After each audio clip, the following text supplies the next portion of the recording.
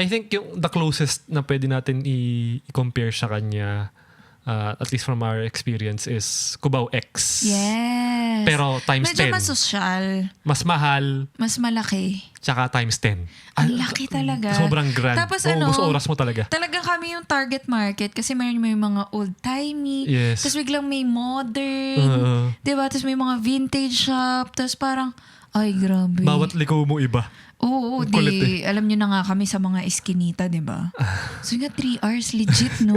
Pagod. Ang sakit. Pero Tapos parang kami, sulit. sige, Sulit. nag-ambition pa tayo. Sulit na ano. Kahit di ka bumibili, tumitingin ka lang. Oh, just yun nga, like, I swear, pwede ka mag-spend ng buong araw doon. Tapos, okay lang. Ang sarap Tapos nung- tinitingnan kami ng mga tao kasi wala talagang foreigner Walang doon. ibang, Walang Pinoy. wala masyadong tourist talagang Tapos local. ano ba yun sa labas nun? May skate park. Oo. Sobrang random. The Dinkwab Show.